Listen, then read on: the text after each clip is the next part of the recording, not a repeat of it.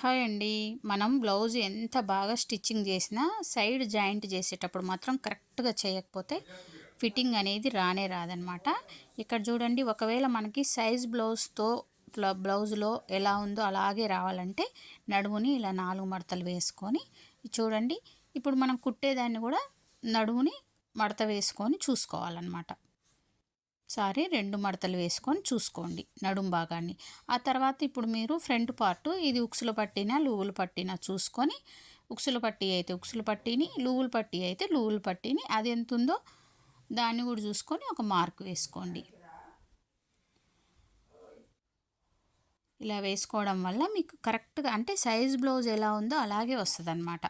ఒకవేళ మధ్యలో ఏమన్నా ఎక్కువ గ్యాప్ ఉంటే అప్పుడు మీరు మొత్తం బ్లౌజ్ నడువుని మొత్తం కొలిచి అప్పుడు దాన్ని 4 భాగాలు చేసి విడివిడిగా ఒక్కొక్క భాగం పెట్టుకోవచ్చు. కానీ లేదు, మనకి సైజ్ బ్లౌజ్ వాళ్ళు ఇచ్చినప్పుడు బాగుంది అని చెప్పినప్పుడు వాళ్ళకి సేమ్ ఇలాగే రావాలి అంటే ఇప్పుడు నేను చూపించిన పద్ధతిలోనే మీరు స్టిచ్చింగ్ చేయాలి.